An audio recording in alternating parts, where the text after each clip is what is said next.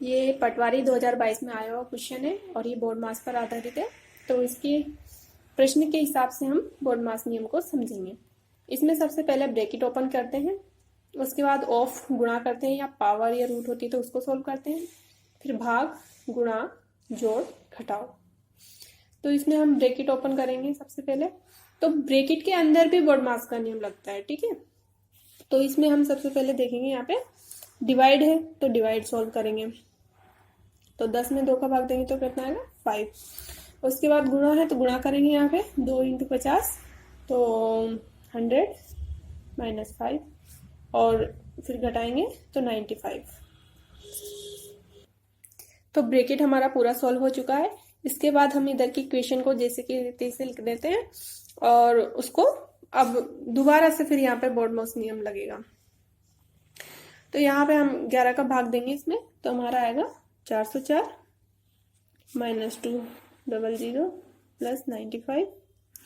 उसके बाद हम ऐड करेंगे, ये प्लस वाला चिन्ह देख लेना और ये प्लस चिन्ह है, ये माइनस का चिन्ह है इसके साथ, तो हम ऐड करेंगे तो आ जाएगा हमारा 499 - 200।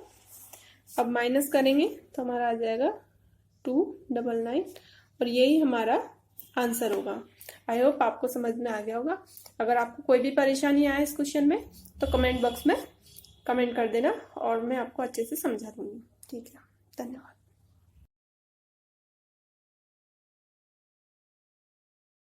प्रश्न में दिया गया है कि ए किसी कार्य को 20 दिन में करता है और बी उसी कार्य को 15 दिन में करता है। तो ए और बी मिलकर उस पूरे कार्य को कितने दिन में करेंगे। तो इस प्रश्न को सॉल्व करने के लिए हम एलसीएम मेथड का प्रयोग करते हैं। तो यहाँ ए और बी के जो काम दिया गया है उसका एलसीएम लेंगे हम। तो एलसीएम कितना आ जाएगा इन दोनों का 60। तो 20 का हम 60 में भाग देंगे तो कितना आएगा 3, 20 × 60। 15 का देंगे तो कितना आएगा 4 बार जाएगा, 15 × 4 = 60। तो ये जो है 3 और 4 हमारा एक दिन का काम आ जाता है। ये 3 और ये जो 4 है, ए एक दिन में 3 काम करता है और बी एक दिन में 4 काम करता है। तो ये क्या आ गया, एक दिन का काम आ गया। अब ए और बी को मिलकर काम कितना करना है, ये क्या है टोटल वर्क है, ये टोटल वर्क, ठीक। मतलब 60 काम है जो इन्हें करने हैं। तो 60 और ये दोनों मिलकर कितना करते हैं 3 और 4, तो 3 + 4 का हम भाग दे देंगे तो 60/7 ये हमारा आंसर आ जाएगा। बस एलसीएम की मेथड से हो जाएगा।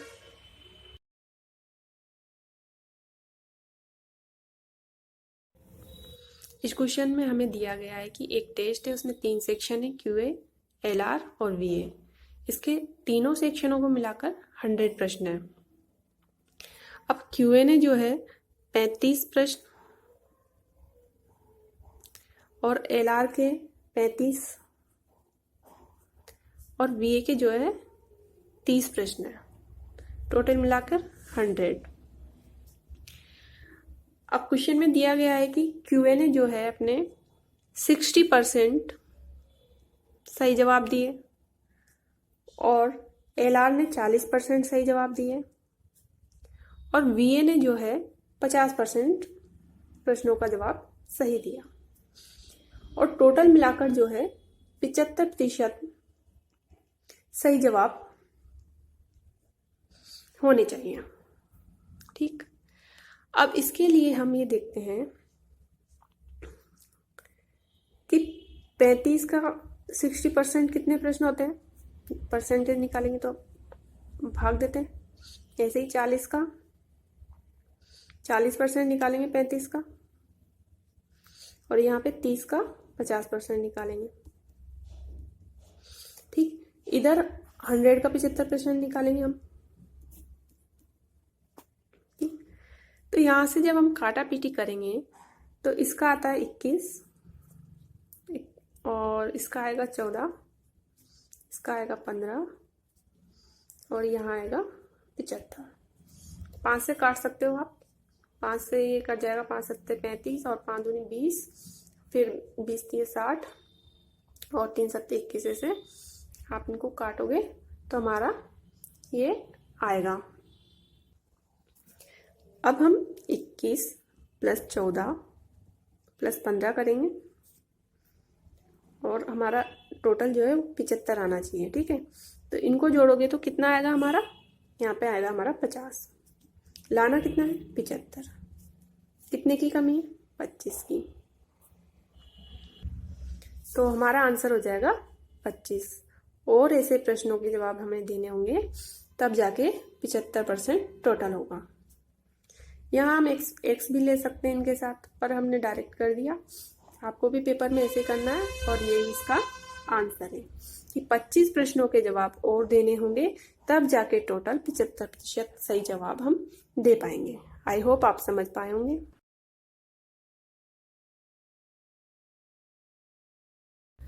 पटवारी का 156 नंबर का क्वेश्चन जो है अब हम करने जा रहे हैं, जो कि पटवारी में कैंसिल कर दिया गया है। और हम देखते हैं ये कैंसिल क्यों किया गया था, वो भी मैं आपको दिखा दूंगी और इसका सही सॉल्यूशन क्या होगा वो भी हम नीचे जानेंगे।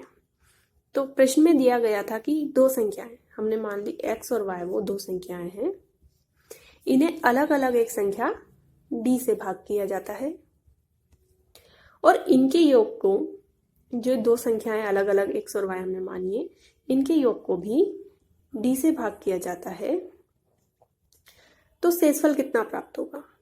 ये क्वेश्चन में होना चाहिए था कि जैसे x को d से भाग किया जाता है तो शेषफल बचता है 4375 और y को d से भाग किया जाता है तो शेषफल बचता है 2986। और यदि इन दोनों की संख्याओं के योग को d से भाग किया जाता है तो शेषफल कितना प्राप्त होगा। अगर ये क्वेश्चन होता हमारा तो हमारा इसका आंसर दे देते, हम इन दोनों को जोड़ देते और हमारा आंसर आ जाता 7361। ठीक, तो ये हमारा आंसर होता, ये प्रश्न में भी दिया गया है। ठीक, ये हमारा आंसर होता, लेकिन ये कैंसिल किया गया है क्वेश्चन क्योंकि इसमें हमें डी संख्या जो है वो ज्ञात करनी है, जो कि हम ज्ञात नहीं कर सकते, तो इसलिए वो प्रश्न कैंसिल कर दिया गया है। क्योंकि उसमें प्रश्न में मिस्टेक हो गई थी तो यहाँ पर हमने प्रिंट मिस्टेक को सुधार करके इस क्वेश्चन का सॉल्यूशन किया है और आप इसको देख सकते हैं। 156 नंबर का ये क्वेश्चन है, 15 मार्च फर्स्ट शिफ्ट।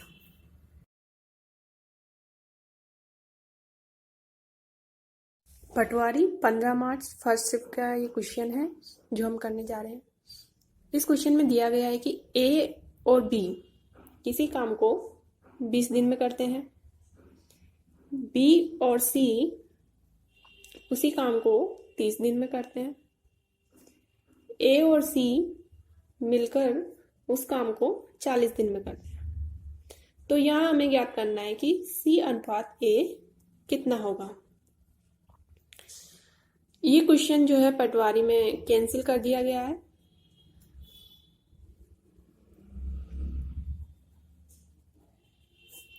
क्योंकि क्वेश्चन में पूछा गया था अंतर और जो ऑप्शन थे वो थे अनुपात वाले। ठीक, तो इसको प्रिंट मिस्टेक हो गई क्वेश्चन में तो पटवारी ने कैंसिल कर दिया और हम जो है इसका अनुपात ज्ञात करेंगे यहाँ से। ठीक, तो सबसे पहले हम इन तीनों का एलसीएम ले लेंगे क्योंकि एलसीएम मेथड से हम इसको करते हैं। तो एलसीएम आ जाएगा 120। ठीक, फिर इसका भाग देंगे इसमें तो कितनी बार जाएगा 6 बार। 30 का देंगे कितनी बार जाएगा 4 बार। 40 का देंगे 3 बार। ठीक, अब इन सबको जोड़ देंगे हम, a + b, b + c plus a + c, ये सारे मिलकर काम को कितने दिन में करेंगे 6 + 4 + 3। ये होता है हमारा टोटल काम। टोटल 120 काम करने हैं। अगर a और b अकेले मिलकर काम को करेंगे 120 काम करेंगे तो उसे 20 दिन लग जाएंगे। तो एक दिन में कितने काम करते हैं वो 6 दिन, और यहाँ पे जो आता है वो एक दिन का काम आता है। ठीक, अब ये हो जाएगा 2a + b + c = 13। तो यहाँ से ए बी सी का जो है वो हमारा एक दिन का काम निकल कर कितना आ गया, 13/2। ठीक, अब हमें जो है सी का मान निकालना है, तो ए प्लस बी का मान रख देंगे तो सी का मान निकल जाएगा। ए और बी एक दिन में कितना काम करते हैं, 6, तो सी का काम कितना आ जाएगा, 13/2 में से हम 6 माइनस कर देंगे तो हमारा आंसर आ जाएगा 13 - 12/2। तो सी की वैल्यू आ जाएगी 1/2। ठीक, अब सी की वैल्यू निकल कर आ गई 1/2। अब इसी समीकरण से हम ए की वैल्यू निकाल लेंगे। ठीक, तो ए की वैल्यू निकालने के लिए हमें बी और सी का मान रखना पड़ेगा। ठीक, तो बी प्लस सी एक दिन में कितना काम करते हैं, तो 4, तो यहाँ 4 रख देंगे बराबर 13/2। ठीक, तो ए की वैल्यू निकल कर आ जाएगी 13/2 - 4, तो ए बराबर आ जाएगा 13 - 8/2, तो ए बराबर आ जाएगा 5/2। तो 5/2 निकल कर आ गया। हमें ज्ञात क्या करना है, सी अनुपात ए। तो सी की वैल्यू कितनी है, 1/2, और ए की वैल्यू कितनी है, 5/2। तो 2 से तो 2 कट ही जाएगा, तो सी अनुपात ए बराबर हमारा आ जाएगा 1/5। यही हमारा आंसर है। ठीक, तो आप देख लीजिएगा, अगर आपको कोई भी परेशानी हो तो कमेंट करके पूछ लीजिएगा।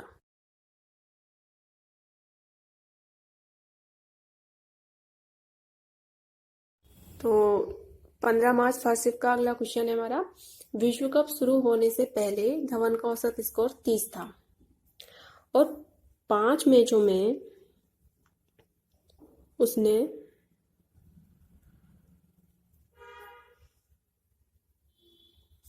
कितने रन बनाए, 300 रन बनाए। ठीक, और मैच जो श्रृंखला के बाद मैचों का औसत था,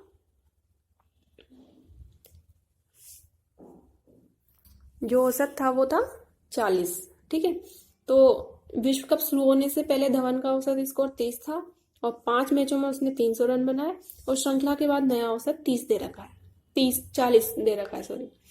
ठीक, तो अब इसमें हमें ज्ञात करना है कि जो शुरू होने से पहले और बाद में खेले गए मैचों की संख्या, कुल मैचों की संख्या कितनी है। तो मैचों की कुल संख्या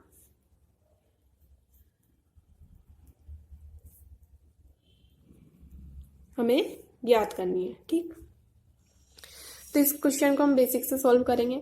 हम इसमें मान लेंगे कि भाई उसने विश्व कप शुरू होने से पहले जो है एक्स मैच खेले हैं। ठीक, तो विश्व कप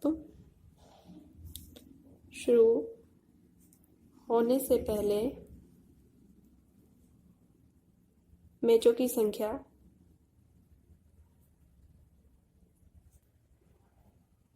कितनी मानेंगे हम, माना एक्स है। ठीक, तो हमने माना एक्स, और अब रन कितने हो जाएंगे विश्व कप शुरू होने से पहले, तो ये पूरी लाइन ऐसे कैसे लिख देंगे हम, तो रन कितने हो जाएंगे 30x, हम मैचों की संख्या में जो औसत स्कोर है उसका गुणा कर देते हैं तो टोटल रन आ जाते हैं, तो हमारे जो रन है वो 30x हो जाएंगे। ठीक, अब 5 मैचों में उसने कितने रन बनाए, 300 रन बनाए। ठीक, अब हम समीकरण तैयार करेंगे। ठीक, तो जो x मैच खेले गए थे उनमें रनों की संख्या कितनी है, 30x। ठीक, तो हम यहाँ लिखेंगे 30x प्लस 5 मैचों में जो हमने यहाँ पे 5 मैच खेले थे उसमें रनों की संख्या कितनी है, 300। तो हमें याद रखना ऊपर क्या लिख रहे हैं, रनों की संख्या, ये रनों की संख्या। ठीक, तो ये 30x जो हमारे रन है वो 20 मैच में खेले गए मतलब कि पहले खेले गए मैचों की संख्या x थी और औसत 30 था, तो रन हो गए 30x, और 5 मैचों में खेले गए रनों की संख्या 300 है, तो ये टोटल रनों की संख्या हो गई 30x प्लस 300। ठीक, अब यहाँ पे हम एवरेज निकालने के लिए क्या करते हैं, टोटल कुल रनों की संख्या बटे खेले गए मैचों की संख्या। ठीक है, तो यहाँ पे खेले गए कितने मैच है, तो x तो पहले खेले गए थे, बाद में कितने खेले गए थे, 5। ठीक, तो ये आ जाएगी खेले गए मैचों की संख्या।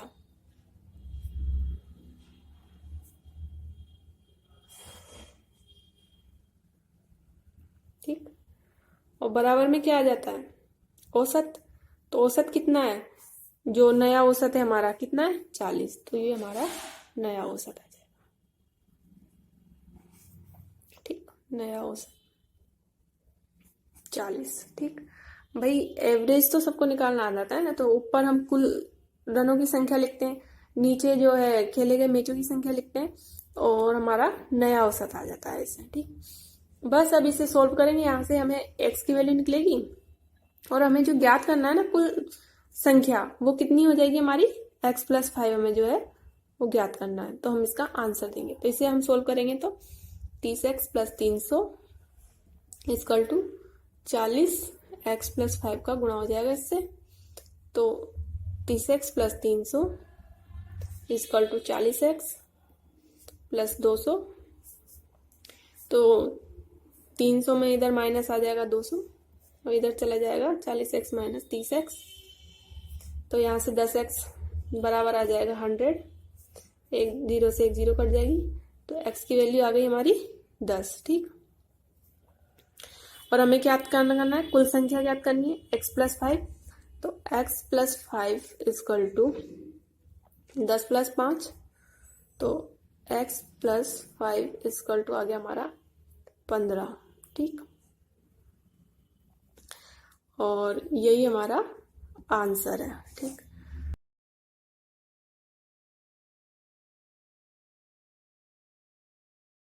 प्रश्न में दिया गया है कि एक ही स्कूल के विद्यार्थी जो है प्रथम वर्ष 80 और दूसरे वर्ष 120 बच्चे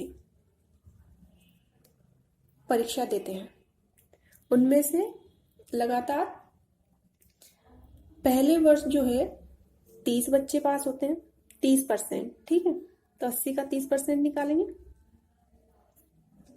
और 120 के 70%। ठीक, तो 70% का चिन्ह हटाते हैं तो 100 नीचे लिख देते हैं, तो 70% बच्चे जो है वो क्या होते हैं, उत्तीर्ण होते हैं। ठीक, तो उत्तीर्ण बच्चों की संख्या आ जाएगी यहाँ से 24, इसका आ जाएगा, और इसका आ जाएगा 82, 84, इनको ऐड करेंगे, तो कुल उत्तीर्ण बच्चे जो है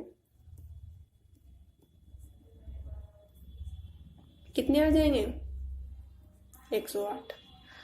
अब टोटल बच्चे थे कितने, यहाँ पे देखो 80 और 120 कितने हो रहे हैं, 200। ठीक, अब हमें निकालना है कि छात्रों का औसत प्रतिशत निकालना है, उत्तीर्ण छात्रों का। ठीक, तो औसत प्रतिशत निकालने के लिए हम क्या करते हैं, कुल ऊपर प्राप्तांक ऊपर लिखते हैं, प्राप्त मतलब कुल उपस्थित बटे कुल टोटल जितने भी हैं। ठीक, तो उपस्थित कितने हैं हमारे पास, 108 उत्तीर्ण बच्चों का निकालना ना, तो कुल उत्तीर्ण तो 108 है, कितने में से, तो टोटल 200 है, तो 200 में से है। अब प्रतिशत निकालना है, तो प्रतिशत के लिए 100 का गुणा कर देंगे। ठीक, तो ये इससे कट जाएगा, और हमारा आंसर आ जाएगा 54%। तो ये हमारा आंसर हो जाएगा 54%। ठीक,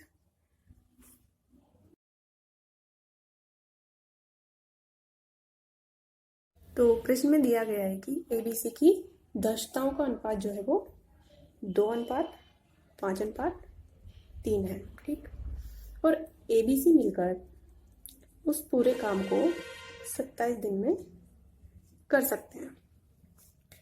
अब ए एक दिन में 2 काम करता है, बी 5 काम करता है, सी 3 काम करता है, वो 27 दिन तक काम करते हैं, तो कुल काम कितना हो जाएगा हमारा? कुल काम निकाल लेंगे हम यहाँ से। कुल काम हो जाएगा हमारा 27 इंटू 2 + 5 + 3, तो कितना हो जाएगा? 5 10, तो टोटल काम हो जाएगा 270। ठीक। अब प्रश्न में पूछा गया है कि बी और सी उस काम का 4/9 हिस्सा कितने दिन में करेगा? ठीक, ये हमें निकालना है। तो अब 270 का कुल काम कितना है? 270 का 4/9 हमें निकालना है। किसको करना है? बी और सी को करना है। तो कितना आ जाएगा? तो 120 काम जो है वो बी और सी कितने दिन में करेंगे, ये पूछा गया है। ठीक। अब बी एक दिन में करता कितना है? 5 काम। सी एक दिन में करता कितना है? 3 काम। ठीक। तो 120 काम करने में कितना दिन लगेगा इसको? तो 5 और 3 8, 8 का भाग दे देंगे। ठीक। तो हमारा कितना आ जाएगा? ये 15 दिन आ जाएगा। तो यही हमारा आंसर है। ठीक। तो बी और सी जो है 15 दिन में उस काम को खत्म कर लेगा और यही हमारा आंसर है।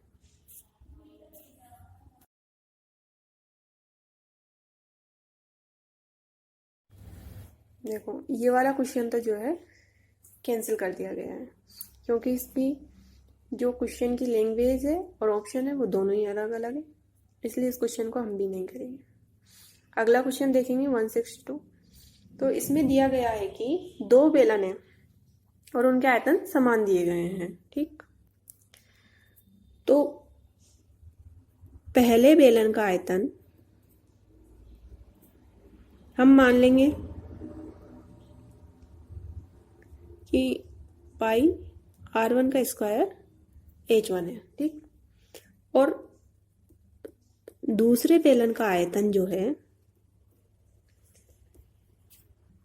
वो है पाई r2 स्क्वायर h2। ठीक। अब दिया गया है कि आयतन समान है इन दोनों के, तो हम इसे बराबर कर देंगे। बराबर पाई r2 का स्क्वायर h2, तो पाई से पाई कट जाएगा। अब हमें जिस फॉर्मेट में ऑप्शन दिए हुए हैं उसी फॉर्मेट में हम इसको जमा लेंगे। ठीक। तो r1 के नीचे आ जाएगा r2h2 और r2 के नीचे आ जाएगा r1h1। ठीक। तो यही हमारा आंसर होगा। ठीक।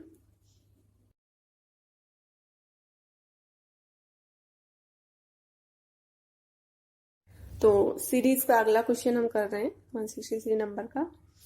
इसमें दिया गया है कि 15 वुमन है और 4 चाइल्ड और 16 मेन है। ठीक।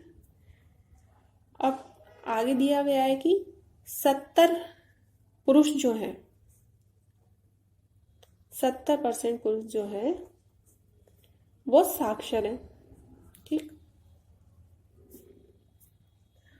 और 95 बच्चे जो हैं वो साक्षर है। ठीक। इसी नीचे लिखे हैं तो ये भी साक्षर है। और ये दिया गया है कि 40% वुमन जो है वो निरक्षर है। ठीक। निरक्षर है। ये निरक्षरता का प्रतिशत दिया गया है और ये साक्षरता दर का प्रतिशत दिया गया है, बच्चों का और मेल का, और वुमन का जो है निरक्षर का प्रतिशत दिया गया है। तो ये ध्यान रखना सबसे इंपॉर्टेंट बात होती है। अब हमें निकालना है, क्या निकालना है? हमें निरक्षरता दर निकालनी है। हमें निरक्षरता दर निकालनी है हमें। तो इसके लिए हम क्या करेंगे? पहले कुल व्यक्ति कितने हैं हमारे पास? तो कुल व्यक्ति तो हो जाएंगे 15 महिलाएं हैं, 4 बच्चे हैं, 16 मेन हैं, इनको जोड़ देंगे हम। तो 15 + 4 + 16, तो यहाँ से कुल व्यक्ति निकल कर आ जाएंगे हमारे। ठीक है। कुल व्यक्ति। तो कुल व्यक्ति तो हो जाएंगे हमारे 6 4 10, 10 और 5 15 की 5 35। ठीक, तो 35 लोग हैं। ठीक, अब तो 15 महिलाएं हैं, तो उनका हम क्या निकालेंगे, निरक्षरता परसेंट निकालेंगे। तो 40% निकाल देंगे इसका, वुमन का। ठीक, अब बच्चों की बारी आती है। तो बच्चों में 95 तो साक्षर हैं, तो कितने जो है वो निरक्षर होंगे, 5% निरक्षर होंगे, क्योंकि 100% में से हम देखते हैं। तो बच्चे हैं कितने हैं, 4। तो 4 का हम निकालेंगे ओनली 5%। ठीक, अब यहाँ पे मेन की बात करते हैं हम। मेन है कितने, 16, और साक्षर कितने हैं, 70। तो निरक्षर कितने होंगे, 30%, क्योंकि 100 में से 70 घटा देंगे तो कितना आ जाएगा ये। अब हम यहाँ पे 100 को काट देंगे, डायरेक्ट ऊपर गुणा कर लेते हैं। तो 15 चौक 60, 600 बटे 100, 5 चौक 20, 20 बटे 100, और 16 16 48, 480 बटे 100। ठीक, अब इन सबको जोड़ लेंगे हम, तो कितना आ जाएगा, 1100 बटे 100। ठीक, तो ये कट जाएगा, तो यहाँ पे आ जाएगा 11। तो 11 व्यक्ति ऐसे हैं जो निरक्षर हैं। ठीक, तो निरक्षर व्यक्ति आ गए हमारे 11। अब हमें निकालनी है निरक्षरता दर।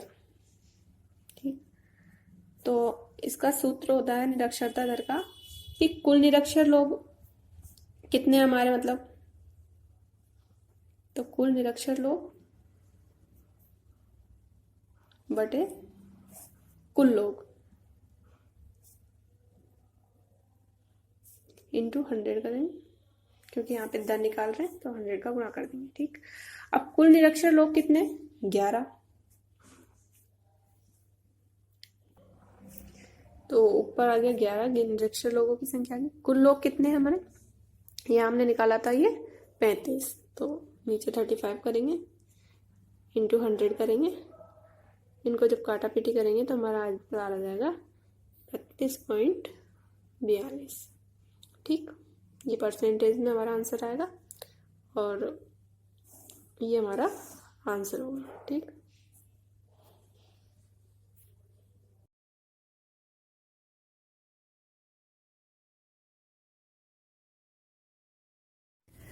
ये क्वेश्चन हमारा जो है बोर्ड मास पर आधारित है। आप देखते हैं इसमें बी का अर्थ होता है ब्रैकेट, और इसमें तीनों ब्रैकेट आ जाते हैं। ऑफ का अर्थ होता है ऑर्डर्स, इसमें एक्स स्क्वायर रूट एक्स, और ऑफ का अर्थ एक दूसरा अर्थ होता है ऑफ, जिसका अर्थ होता है का, गुणा। ठीक, फिर डी का अर्थ होता है डिवीजन, एम का अर्थ होता है मल्टीप्लीकेशन, ए का मतलब एड, और एस का मतलब सब्ट्रैक्शन। ठीक, अब क्वेश्चन देखते हैं हम। 5 - 2 + 16 भागित 8 + 2 का 4। ठीक, तो अब यहाँ पे जो 2 का 4 दिया है ना, ये सबसे पहले सोल्व होगा, क्योंकि यहाँ ब्रैकेट है नहीं, ऑर्डर्स भी नहीं है। ऑर्डर्स में ही इसका जो एक अर्थ होता है वो ऑफ होता है। तो 2 का 4 जो होता है हमारा, ये ऑफ का काम करेगा, यानी कि गुणा का काम करेगा। तो इसका गुणा करेंगे तो कितना आएगा, 8। ठीक, और इस इक्वेशन को हम वापस ऐसे कैसे लिख लेंगे। ठीक, अब आती बारी भाग की। तो यहाँ भाग दिया है तो भाग सॉल्व होगा। तो 5 - 2 प्लस 8 का भाग देंगे कितनी बार जाएगा, 8 दूनी 16 प्लस 8। अब ऐड करेंगे तो 5 2 और 8, तो 8 2 10 और 5 15 -2 कितना आ जाएगा, 13, और ये हमारा आंसर है। ठीक,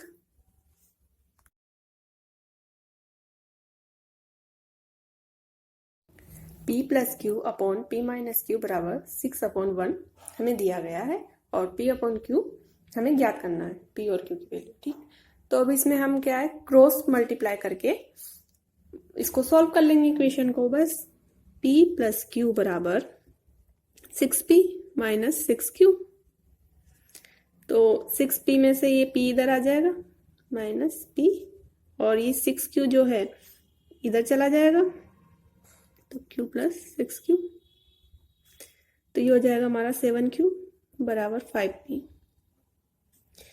तो 7/5 बराबर P अपॉन Q, ये हमारा आंसर हो जाएगा। ठीक, यहाँ से 7 की वैल्यू जो है P की है और 5 जो है वो Q की वैल्यू है। ठीक,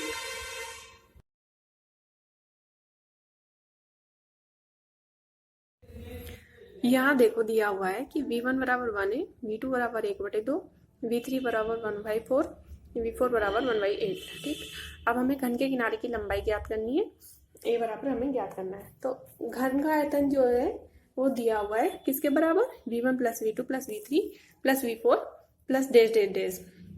ठीक, अब घन का आयतन कितना होता है, AQ। ठीक, तो घन का आयतन बराबर से रखा है, V1 का मान रखेंगे 1 plus 1/2 plus 1/4 plus 1/8 plus days days days. ठीक, अब ये सीरीज जो है हमारी वो बन रही है हमारी गुणोत्तर श्रेणी में, जीपी में। अनंत पदों का योग जो है हम यहाँ पे फॉर्मूला यूज करेंगे, तो जीपी में, ठीक, तो जीपी में जो होता है अनंत पदों का योग, जीपी में अनंत पदों का योग, इसका फॉर्मूला होता है A अपॉन 1 माइनस R। ठीक, और R की वैल्यू होती है दूसरा पद बटे प्रथम पद। ठीक, अब दूसरा पद कितना है हमारा यहाँ पे 1/2 अपॉन पहला पद कितना है हमारा 1। ठीक, तो हमारा आंसर, इसको सोल्व करेंगे 1/2 गुणा 1 ऊपर चल जाएगा ये। ठीक, तो ये आ जाएगा हमारा। ठीक, तो R की वैल्यू आ गई हमारी 1/2। ठीक, R की वैल्यू आ गई, और प्रथम पद कितना है हमारा 1, A1 मान लेते हैं इसको क्योंकि प्रथम पद को। ठीक, क्योंकि यहाँ पे हमने A इधर ले रखा है तो इसको हमने A1 मान लिया। ठीक है, A1 बराबर 1। अब हम फॉर्मूला रखेंगे इसमें, तो AQ बराबर हमारा आ जाएगा A अपॉन 1 माइनस R। तो A की वैल्यू कितनी है 1, 1 माइनस R की वैल्यू कितनी है 1/2। इसको आगे सॉल्व करेंगे हम, तो 1 बटे 1 में से आधा जाएगा तो कितना बचेगा, आधा बचेगा। इसको सॉल्व करेंगे तो कितना आएगा, ये ऊपर चला जाएगा गुणा में। ठीक, तो यहाँ से आ जाएगा 2। ठीक, तो AQ बराबर हमारा आ गया 2। तो A बराबर कितना आ जाएगा, ये 3 इधर है तो 3 को हटाएंगे तो 3 का भाग दे देंगे। ठीक है, यहाँ पे भी 3 का भाग देंगे हम, यहाँ पे 1 है इसकी पावर तो 3 का भाग दे देंगे, तो A बराबर आ जाएगा हमारा 2 की पावर 1/3। अब ये करनी के रूप में लिख देंगे इसको हम यहाँ पे। ठीक, तो A बराबर आ जाएगा हमारा रूट। ठीक, और यही हमारा आंसर है। ठीक,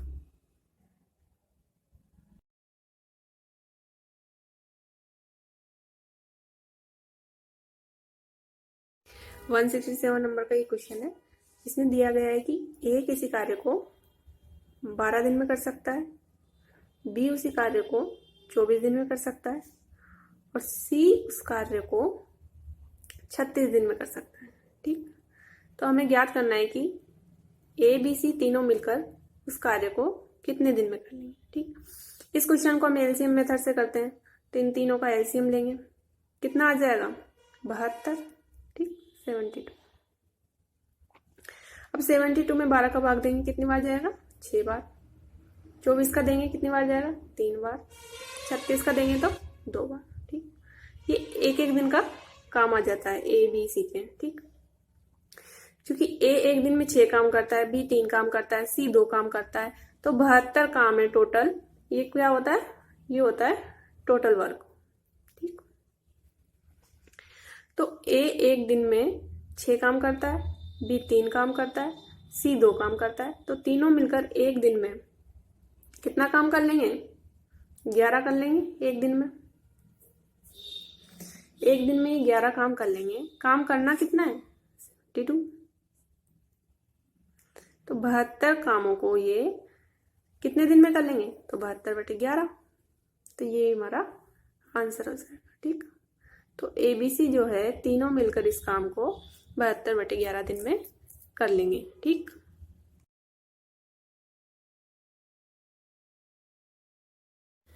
चाल बराबर दूरी बटे समय। ठीक, तो यहाँ से हम समय बराबर दूरी बटे चाल निकाल लेंगे। क्वेश्चन में डी जो हमारी दूरी दे रखी है वो 384 किलोमीटर दे रखी है। तो क्वेश्चन में दिया हुआ है कि 384 किलोमीटर की दूरी को वो S1 स्पीड से T समय में तय करता है। तो हम इसको जो है समीकरण 1 नाम दे देंगे। ठीक, अब वो क्वेश्चन कह रहा है कि जो स्पीड है हमारी S1, तो दूसरी जो स्पीड है वो क्या आएगी? जो पहली स्पीड है ना उसको 16 किलोमीटर कम कर दिया उसने, यानी कि जो हमारी पहली स्पीड है S1 उसको 16 किलोमीटर कर दिया। तो हमारी क्या आ गई? S2 आ गई। यहां से हम अगर S1 माइनस S2 करेंगे तो कितना आ जाएगा? 16, क्योंकि इसकी हमें आगे जरूरत पड़ेगी। तो हमने यहां से इनका डिफरेंस निकाल लिया। और टाइम जो है वो दे रखा है कि 2 घंटे ज्यादा लगते हैं। अब क्योंकि स्पीड कम कर दी तो समय ज्यादा लगेगा। तो जो हमारा T2 समय है वो कितना आ जाएगा? 2 घंटे ज्यादा आ जाएगा। जो पहले लग रहा था उससे 2 घंटे ज्यादा आ रहा है। तो यहां से अगर हम T2 माइनस T1 निकालेंगे तो कितना आ जाएगा? 2 घंटे आ जाएगा। यानी कि टाइम डिफरेंस कितना दे रखा है? 2। ठीक, तो T2 बराबर हम यहाँ से निकालेंगे तो वही उसी स्पीड को जो है वो S2 से कवर कर रहा है। यानी कि यहाँ पे टाइम भी ज़्यादा लग रहा है और ये हमने बता दिया आपको। तो हम इसको क्या दे देंगे? समीकरण 2 नाम दे देंगे। अब क्या करेंगे? समीकरण 2 में से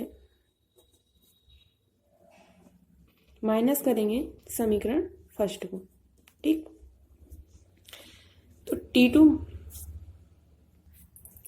तो समीकरण 2 में से हम जो समीकरण -1 कर रहे हैं तो यहाँ से उनका मान रख देंगे।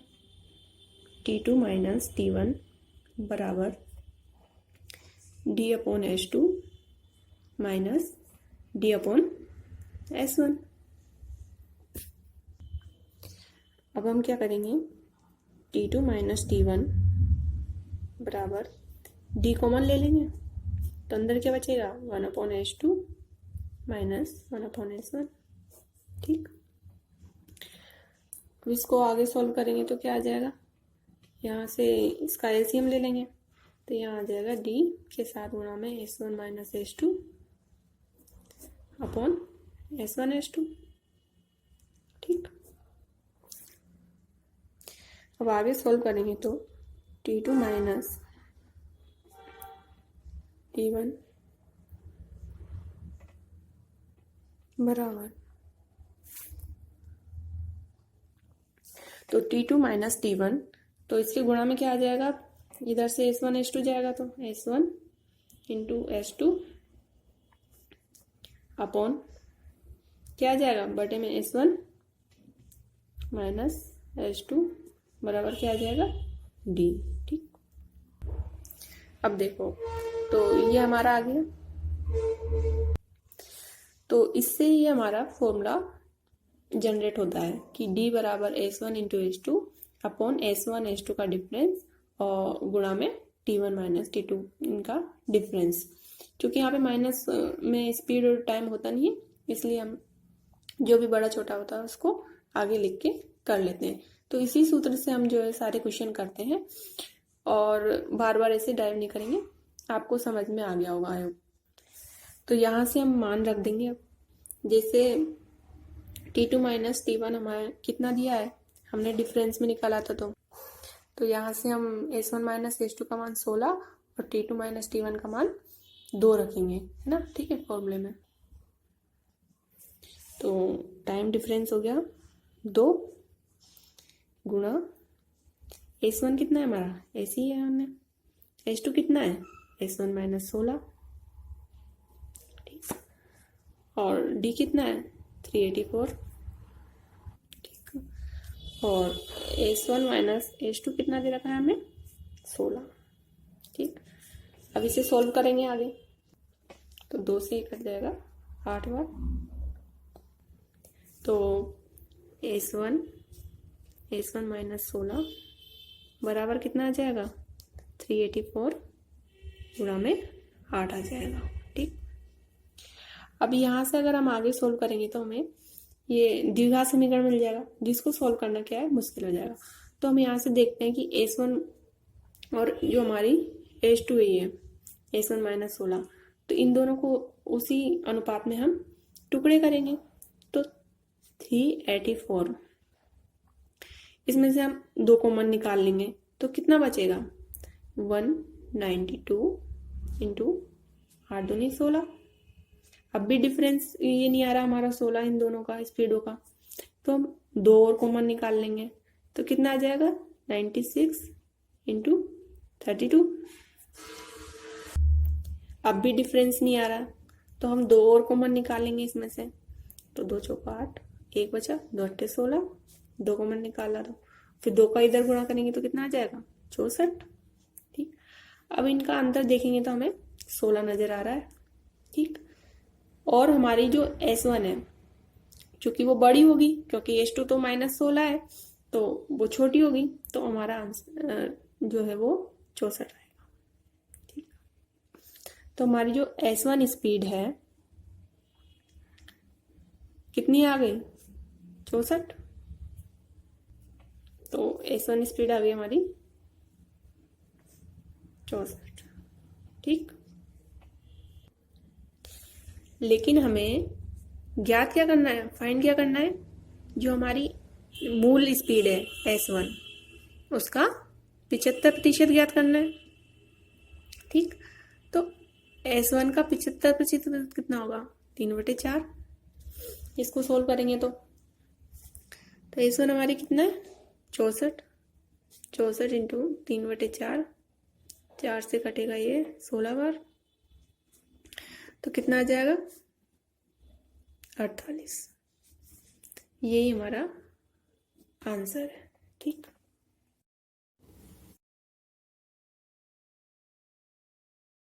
किसान जो है दुकानदार के पास जाता है और लोहे का तार खरीदने के लिए, तो वह क्या देखता है कि वो जो लोहे का तार का 15वां भाग है, ठीक, और जो 5वां भाग है वो मिलाकर 1840 मीटर है, ठीक। अब उसने पूरा तार खरीद लिया, तो पूरी तार की वैल्यू कितनी होगी यहां से हम निकालेंगे, तो इसका एलसीएम लेंगे हम, ठीक। तो ये 1 बार जाएगा, ये 3 बार जाएगा, उसकी वैल्यू 1840 है। तो इसको सोल्व करेंगे हम तो कितना आ जाएगा 4/15 बराबर 1840 मीटर।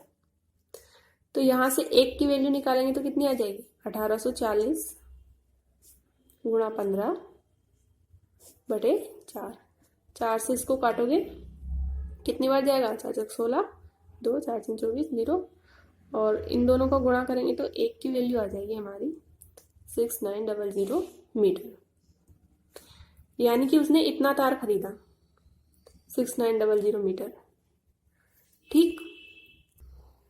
अब तार की कीमत हमें कितनी दे रखी है यहाँ पे, तार की कीमत हमें दे रखी है कि कितने रुपए मीटर है 20 रुपए मीटर है, ठीक। अब 1 मीटर तार की वैल्यू 20 रुपए है, हमारे पास टोटल तार कितना है 6900, तो इसकी कीमत कितनी होगी, बस इसमें 20 का गुणा कर देंगे, हमारा आंसर आ जाएगा। तो कुल तार की कीमत जो है, कुल तार की कीमत कितनी हो जाएगी हमारी 6900 इंटू 20, तो ये हो जाएगी हमारी, गुणा करेंगे तो 13800 रुपए, ठीक, और ये हमारा आंसर है। ठीक,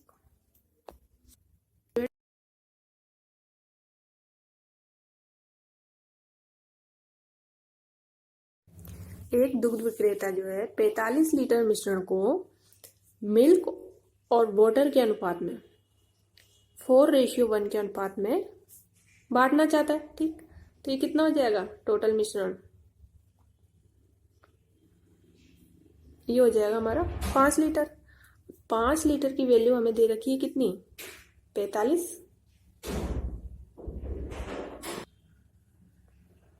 ठीक, तो ये कितने गुना है इसका? 9 गुना है। तो जो हमारी पूरी वैल्यू है वो भी 9 गुना हो जाएगी।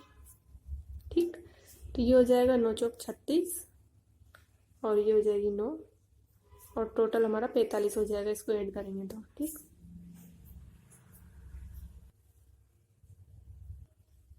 अब दूध वाला क्या कर रहा है कि 4 लीटर तो मिल्क और 3 लीटर पानी इसमें मिला देता है।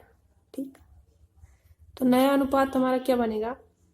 टोटल मिल्क कितना हो जाएगा? 40। पानी कितना हो जाएगा? 12। अब यही अनुपात पूछा है उसने हमसे, नया अनुपात हो गया ये। ठीक, नया अनुपात हो गया। इसको काटेंगे तो कितना आ जाएगा? 4 से काट सकते हो, ये आ गया। अब क्वेश्चन में हमें पूछा है वाटर और मिल्क का अनुपात। तो वाटर कितना है? 3 और मिल्क कितना है? 10। तो यही हमारा आंसर हो जाएगा। ठीक,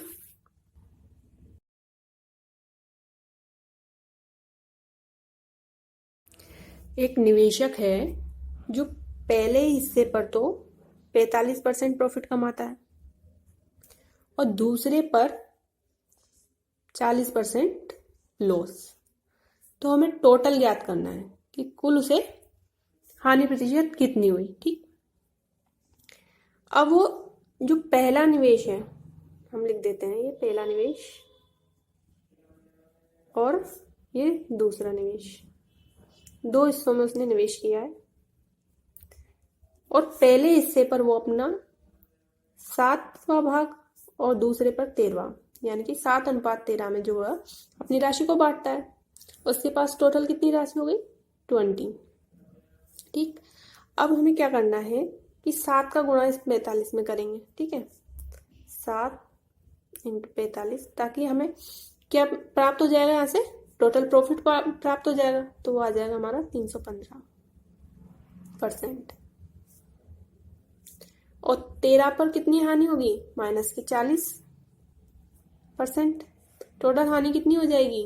माइनस के 520%। और यहाँ पर जो टोटल है वो कितना आ जाएगा? 20x। तो इसको हम बराबर करेंगे 20x के, क्योंकि टोटल निकालना है। तो ये टोटल है, इधर ये प्रॉफिट हो रहा है और ये लॉस हो रहा है। तो यहाँ से टोटल कितना निकल जाएगा हमारा? इसको घटाएंगे तो माइनस के 205% बराबर क्या आ जाएगा? 20x। तो यहाँ से x की वैल्यू निकल जाएगी माइनस के 20, 205/20%। और ये इसको काट देंगे हम, ये 5 से काट देंगे, 5 20 5। ठीक, तो x की वैल्यू आ जाएगी माइनस में 43/4%। ठीक, यही हमारा आंसर है। माइनस का चिन्ह जो वो हानि को दर्शाता है, तो हानि बराबर आ जाएगा हमारा बराबर 43/4%। ये हमारा आंसर।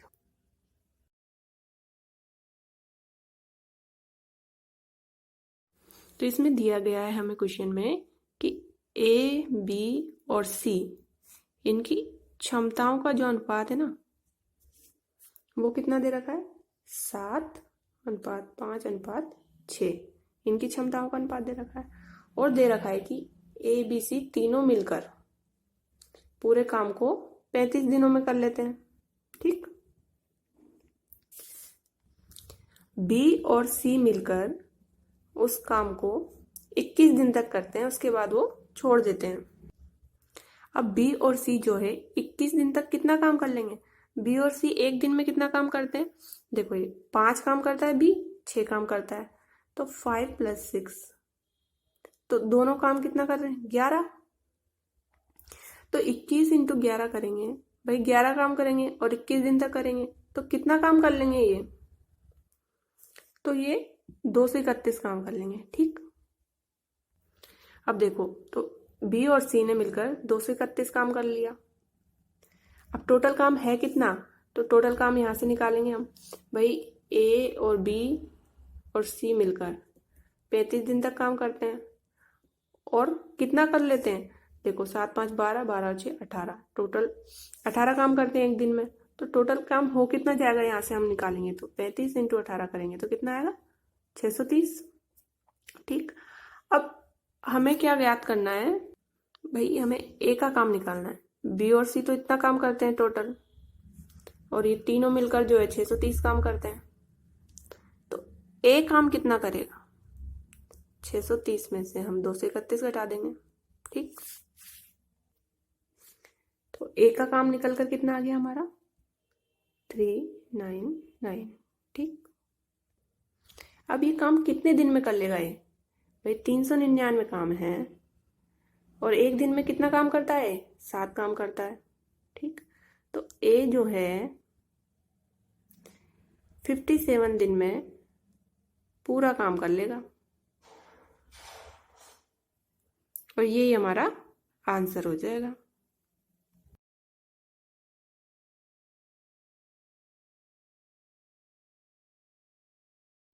इसमें दे रखा है कि लगातार 7 विषम संख्याओं का जो औसत है वो 19 है। तो हम संख्याएं मान लेंगे। क्या मानेंगे? माना संख्याएं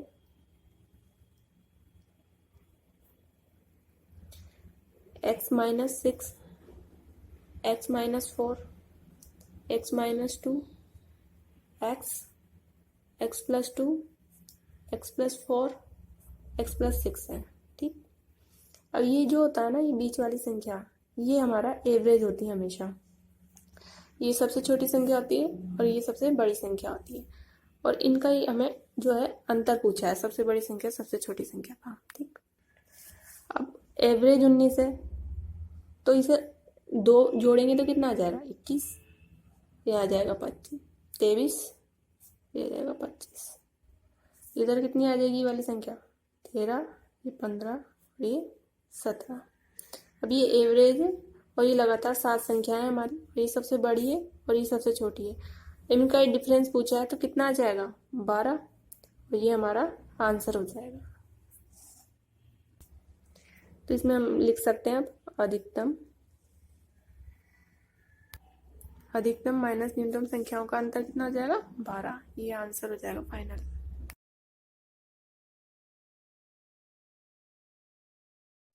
ये क्वेश्चन कैंसिल कर दिया गया है। इसमें खोखले बेलन का आयतन हमें ज्ञात करना है, वो हम बता देते हैं। वॉल्यूम बराबर कितना होता है? पाई r2 का स्क्वायर माइनस r1 का स्क्वायर इंटू h। अब ये क्वेश्चन गलत क्यों किया गया है? क्योंकि इसमें जो आंतरिक त्रिज्या थी वो 2 दे रखी थी और बाहरी त्रिज्या 1 दे रखी थी, जबकि ऐसा होता नहीं है। ठीक है, तो हम जो बाहरी त्रिज्या है उसको 2 लेके सॉल्व करेंगे और आंतरिक है उसको 1 लेके सॉल्व करेंगे, तो इसका आंसर सही आ रहा है। ठीक, अब ये हमने फॉर्मूले में जो है मान पुट कर दिए, तो ये 7 से 7 कट जाएगा, और ये a² - b² का फॉर्मूला बन गया, तो उससे हम सॉल्व कर लेंगे। a + b यानी कि 2 + 1, a - b यानी कि 2 - 1। ठीक, तो 22 × 3 × 1, तो क्या आ गया? 66 क्यूबिक सेंटीमीटर। ये हमारा वॉल्यूम का जो है आंसर हो जाएगा। तो बस इस वजह से ये कैंसिल किया गया था ये क्वेश्चन। त्रिज्याओं की वजह से, और हमने सही करके इसको सॉल्व कर लिया।